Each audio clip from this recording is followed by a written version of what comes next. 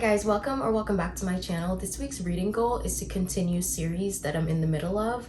I want to fully complete a trilogy that I have been putting off for a while just because I haven't been in the fantasy mood. There's a really long series that I love that came out with a final book and I haven't gotten to it yet. I've been avoiding it because I just don't want it to end, but I'm finally ready to get to it. And I'm also making my way through a graphic series that I'm currently reading.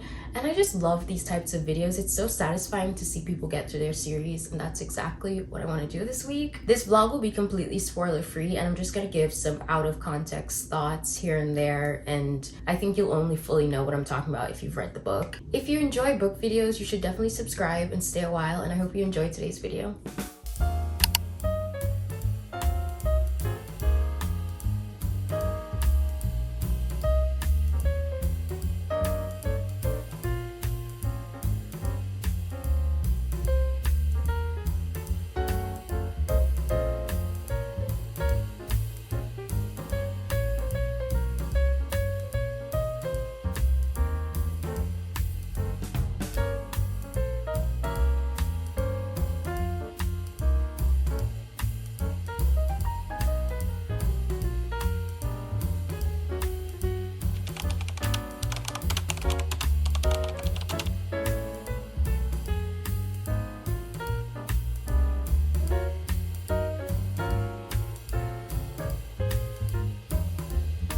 So this series follows a really young girl who sees the love of her life is about to marry someone else, and she's so convinced he's like cursed, he's under a spell or something, and she's so desperate to stop it that she makes a deal with the Prince of Hearts, which is a bad idea because she just ends up in a really bad situation. It just snowballs from there because you're never supposed to make a deal with the Prince of Hearts. So that's really how it starts off in the first book, Once Upon a Broken Heart. But then in The Ballad of Never After, the entire journey just continues on, and a lot happens in this book, and the ending is so crazy. It like blew my mind. I remember feeling so heartbroken. It's just nothing that I expected to happen, and I really enjoyed this one.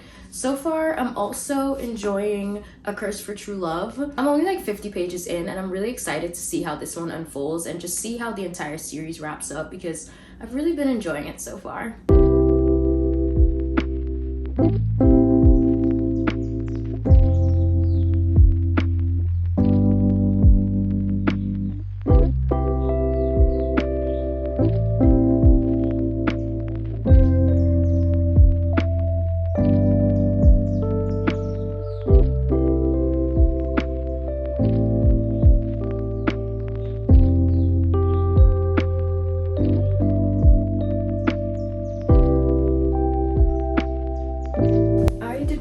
What the weather was. It's not cold by any means, but it's like the coldest day we've had since May, and it feels so good out there, but I need at least a cardigan or something. I'm so excited for fall.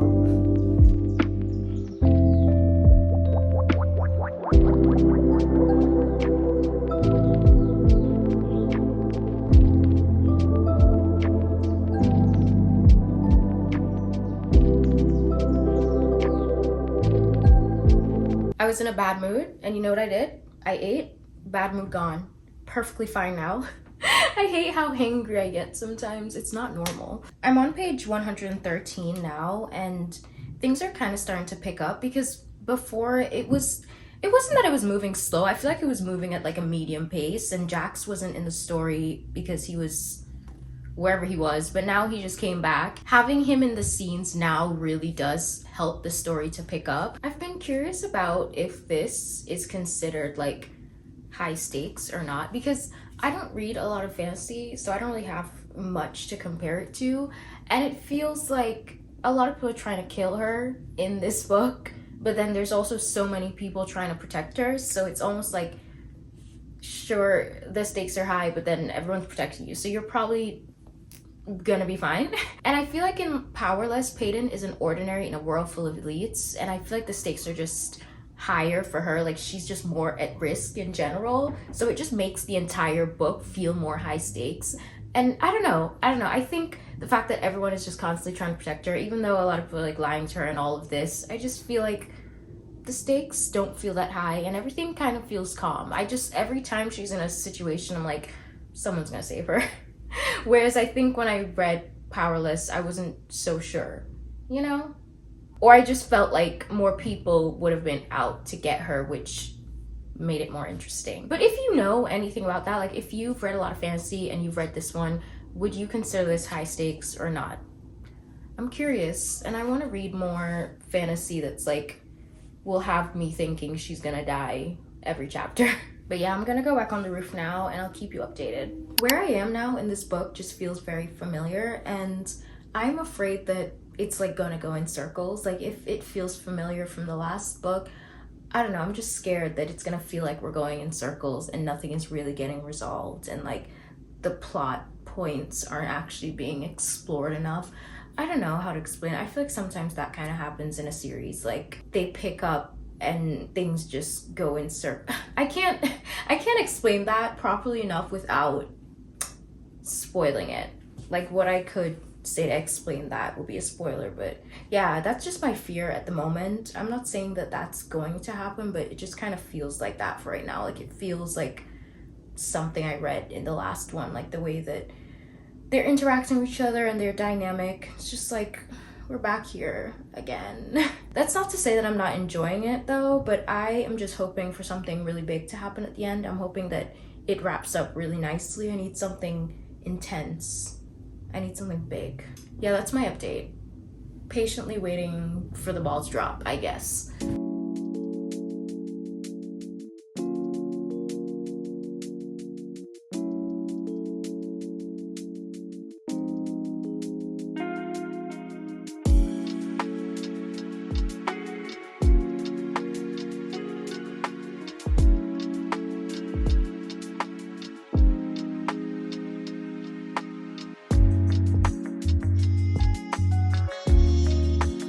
I feel like I'm at a point with this book where I'm just like, what is all of this for? Like, why are we doing all of this? And I just, I don't know. I don't know how I feel about it. I kind of feel like this could have been a duology, because this entire book, I'm like, why are we doing this? I want to say that maybe I took too long in between reading the two books, but at the same time, like, other people had to like wait for this book to be released. They had to like wait a year or something. It's only been like a month or 2 months since I've read the last book. Like it hasn't been that long, and it's just, it feels like, I don't know, I'm just not feeling it as much as I felt the last one. The last one was just so good. It was really, really good, and I loved everything that was happening. And now things are happening once again, and she's like, oh, I can't say that.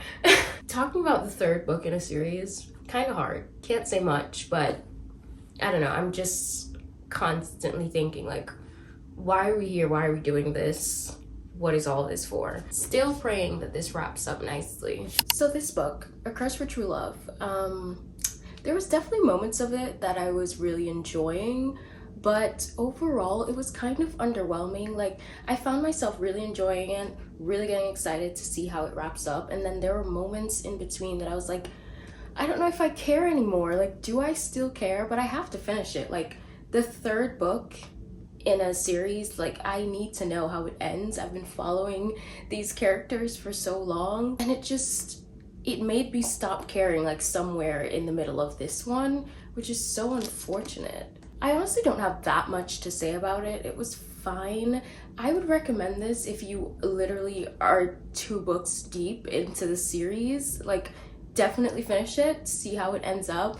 But I think if you're about to start this series, like go from the first book, read them all at once. Not all at once, but like read them in a closer amount of time than I did. Like I think I took like a month off from the second book to this one, and that shouldn't be a problem because they're literally released a year apart, so it shouldn't be that, I don't know, it shouldn't feel like I need to read them like back to back to back. But I think it would be more enjoyable if you did it that way. I remember when Divine Rivals was like just coming out, and actually no, sorry, Ruthless Vows. When Ruthless Vows was just coming out, I went and read Divine Rivals, and then I read Ruthless Vows like right after, and I feel like that changed the entire experience for me. I could see why some people didn't like Ruthless Vows. Like waiting a year and getting that is kind of like, okay. But for me, I literally just went out and bought it and I read it right after, so it was just such a nice way to wrap up the duology. And I think if you read these 3 books back to back to back, this would be a nice way to wrap it up. It's just,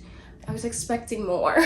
I always make this joke that I love a slow burn where they're barely anywhere near each other, but this one was just, it was too much, because there isn't like the possibility for the tension and little moments that we love from a slow burn if they aren't even in the same room or they aren't together.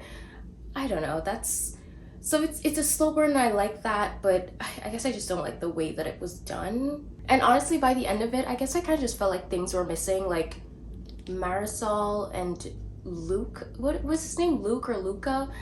I don't even remember because they were not mentioned in this book, so what happened to them? Like, am I missing something? Did I just forget something that happened? Did they die? I don't know anything. So I decided to give A Curse for True Love 3.25 stars, which is so unfortunate. Kind of a rough way to finish the series, but that's one series down.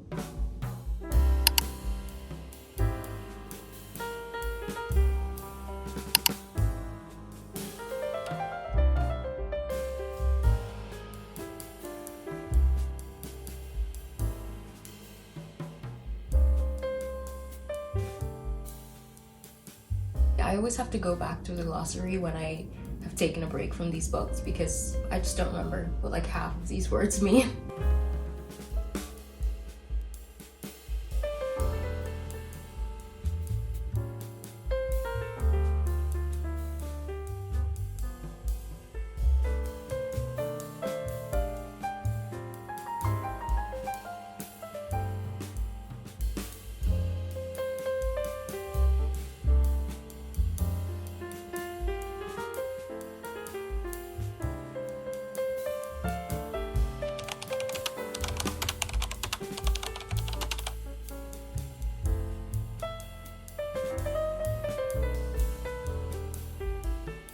This starts out with like a flashback to when they were 5 years old, and he's already swearing when he's 5 years old. Well, she's 5. I assume that he's also 5 because they're in the same class. Actually, no, I think he's a year above her. So maybe he's like 6 or 7 or something, but that's still crazy. Something about the Voice of Tommen series just makes me want to like lay in bed and read and rot. There's nothing like reading the Voice of Tommen series and rotting in bed. Like, I shouldn't go back to bed right now. But it's a Friday, I might do it.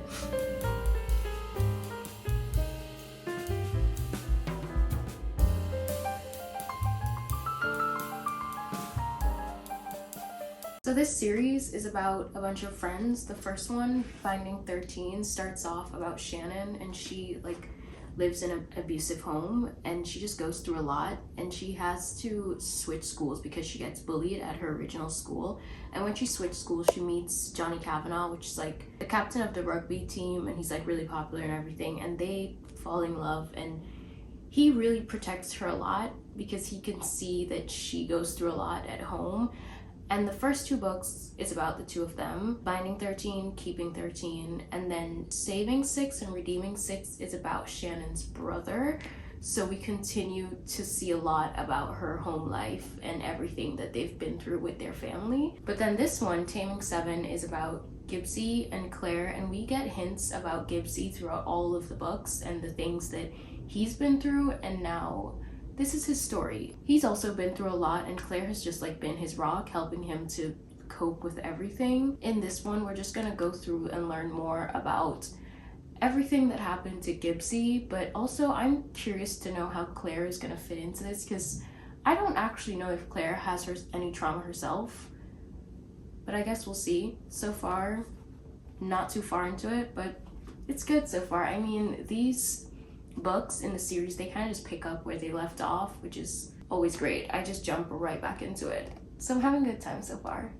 It's hours later and I'm still in the same spot, which I expected to be because I knew I was just gonna spend the entire day reading in bed. Sometimes you just need those days, and today was one of those days.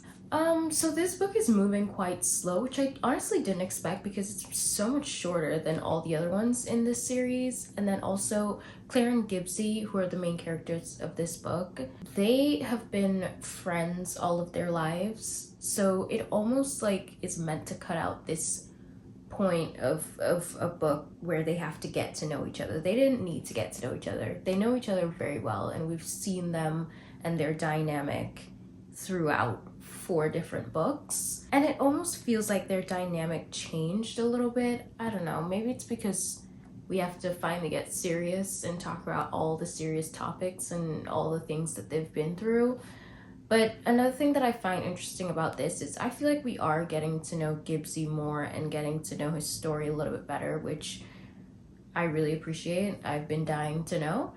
But I feel like I know nothing about Claire, even though this is her book. Or maybe there's just nothing much to her. I guess she doesn't really have any trauma, so there isn't anything to discuss, but it's still her book. And I just feel like I don't know much about her.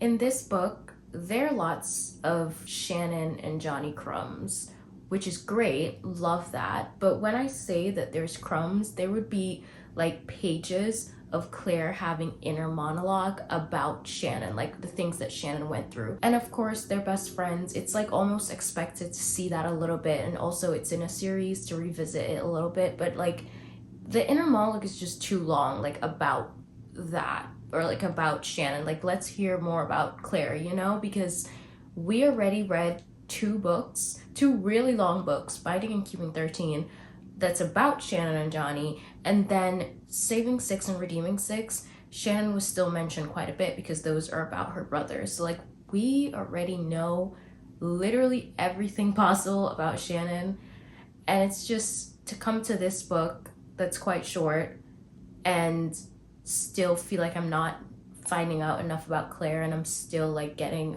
things about Shannon and Johnny. You get what I mean.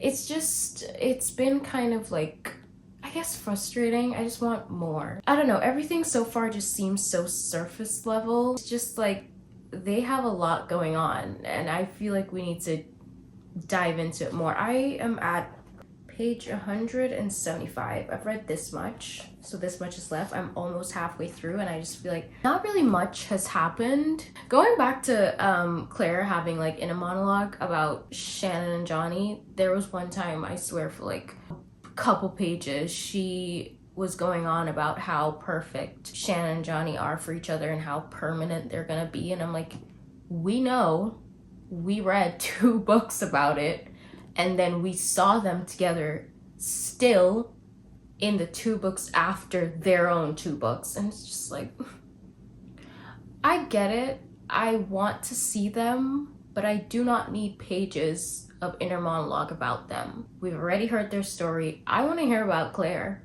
I want to hear about Gibbsy. I don't know. And also me adding to saying that it feels a little bit surface level is like, there would be the most random chapters. Like, there was this one chapter where they were like painting Gibbsy's roof. And I mean, I kind of understand, like, if you've read it, you know, and if you are gonna read it, I kind of get it, but at the same time, they're just like really random moments like that where I just feel like, what? It kind of feels like not much is going on, not much is being discussed, not much is being discovered, and I feel like there's lots of potential for a lot to be going on right now, considering what these people have gone through. And maybe I'm talking too soon, but you would think like almost 200 pages, like I should be feeling a little bit more. I don't know, like obviously what I'm saying now, I could take it all back after I read all of this, but still, almost 200 pages in, 175 pages in, I guess I've been expecting more, especially from 2 people we've already seen being set up in 4 different books. It also kind of feels like this book is so far just setting up for Lizzie's story.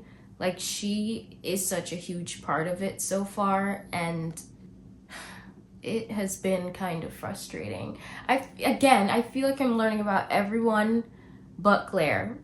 I will say that we are learning about Gibbsy, and what Gibbsy has been through is like the focal point of the book. So maybe that's the reason why we don't learn much about Claire, but she just seems like so like she barely has a personality. I don't feel connected to her in any way, and I feel so connected to literally everyone else in the series.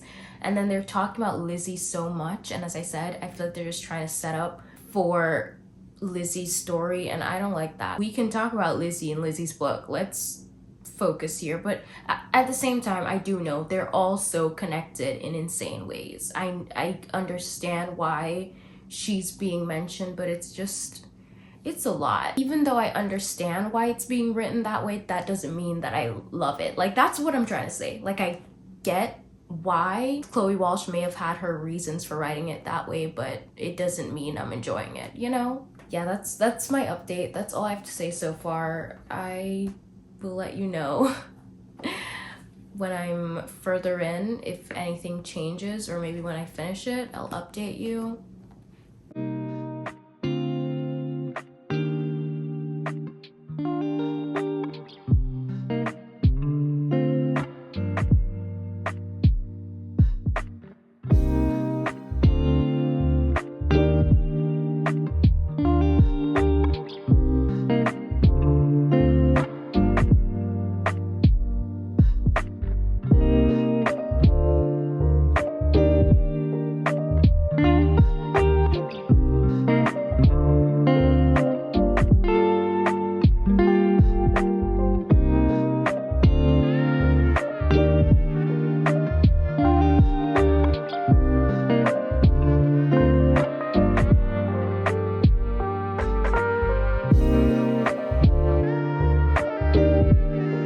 So I finished Taming 7, and last night when I was reading it, I literally could not continue filming. Like, I found out something and I just had to put the book down, stare at a wall for a really, really long time, and just like cry it out a little bit, because it was very crazy how this ended up. And I think it kind of is written in that way where you're waiting for something to be revealed and you're waiting to find out something, but at the same time, I don't know why I didn't expect to find out something. I guess because I wasn't feeling that connected to it. I was kind of just going through it, reading it. So when the final reveal happened, I was like, wait, what? And it just, I guess I didn't expect it to be that. I had other like thoughts and I had other guesses, and I don't know, I found that out and I just needed to stare at a wall for a second. I think what's really insane about that though is that we found out that in one chapter, and then the next chapter they're like, fine, they just went back to play baseball. And like, baseball? Rugby. I am so sorry, Ireland. Rugby. Not baseball. Why do I never know what sport people are playing in the books? Rugby. I'm so sorry. They go back to play rugby. But basically, it was like kind of a whiplash moment. Like, I had to put the book down and I was ready to like hear about this kind of stuff and just, I don't know, explore it more, because you just dropped a bomb on us.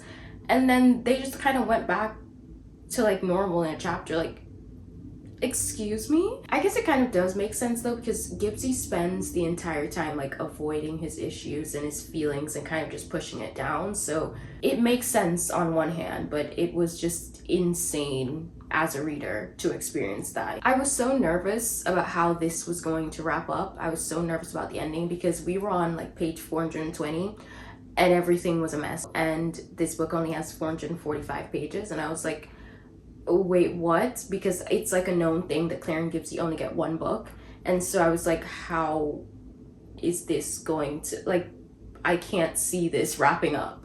It did wrap up, but obviously it was rushed. Well, it felt rushed anyway. That's unfortunate because, I don't know, the other books in this series, they're like 600 pages. I think the last one, Redeeming Six, is like over 700 pages. Like, at this point, your audience is used to it, and I feel like such a hypocrite saying that now, because I have complained about the other books being too long, but this one was definitely too short. It's like, find a middle ground where you edit out a lot of irrelevant things without rushing the book, because this definitely felt rushed. And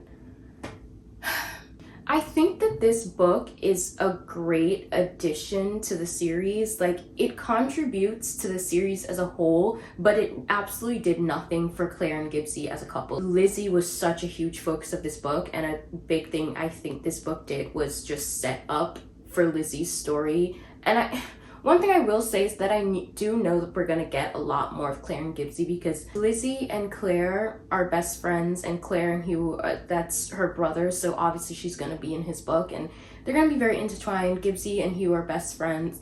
Is his name Hugh? I'm not doing well, clearly. I know for a fact that we're gonna get more of them, but it's just we're not gonna get more of them in their own point of views, and I feel like it's an injustice. We deserve more of them, but I also feel like the issue is that Claire didn't really have much going on. I feel like with Shannon and Johnny's books, even though Johnny doesn't really have any trauma, he has like this whole big rugby career thing going on the sidelines, and all of that was discussed in his chapters. With Joey being the one discussing most of his traumas, Aoife still had a lot going on in her life. A lot. And then when we get to Claire and Gibbsy's book, it's like we have to get through all of what Gibbsy went through, but Claire just kind of has nothing going on. She's just this happy sunshine girl. Yeah, there's nothing really to like dive into with her, and I think that was the issue. This book is just such a stepping stone to the future books in the series, and I also feel like if you read this series when the entire thing is completely done and you just read them back to back to back, you'll feel better about it. But when we're like sitting and anticipating it for like a whole year, I didn't do that, but still I waited to read this one, and other people like anticipated it for a whole year, it just doesn't do Claire and Gibbsy justice. I think I'm giving this book a 3.5, which is the lowest I've rated any of the Boys of Tommen books, but it's okay. And honestly, like towards the end I really did start to enjoy it more, but yeah, it definitely has its issues. I think when I decided to do this video, I really wanted books that I was gonna be like attached to and obsessed with, because like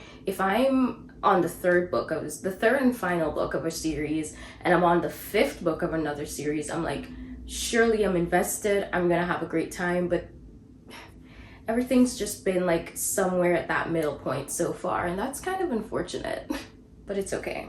Anyway, the next book I'm confident isn't going to disappoint me, and I'm just gonna sit and binge it today, so.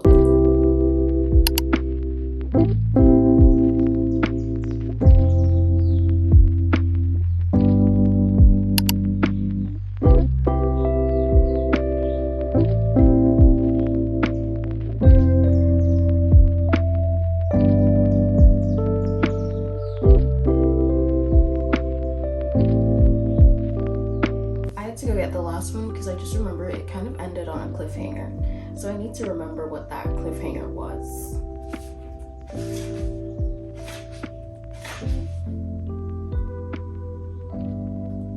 Oh, okay, I remembered. I literally just read like one thing. I remembered.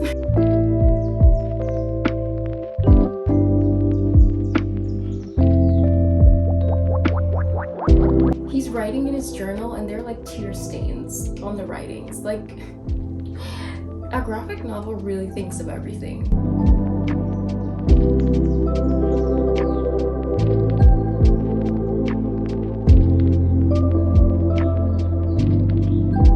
So the Heartstopper series just follows two friends that go to an all-boys school. Charlie was already at the school and he was openly gay, and you slowly start to see them falling in love. And since Charlie's already openly gay, Nick, he's still like figuring it out, and I think it's just gonna like show some struggles that boys have being gay in high school, but the friendship is just so pure, and then seeing them fall in love is also just so pure, and it's the cutest thing ever. Every time I read these, I get put into a good mood, and that's why I felt like this would be the perfect series to continue after the Boys of Tommen one, because that series is very heavy and this is very lighthearted and fun. They're YA graphic novels, but I feel like literally everyone should read these. They're just so wholesome and always put me in a better mood. So yeah, I'm only on the second one. I've been trying to pace myself with these because I'm gonna be sad when it's over and I'm gonna be sad when I don't have any more. These are like palette cleansers for me. Like every time I read something rough, I just know that I could go back to this and be happy.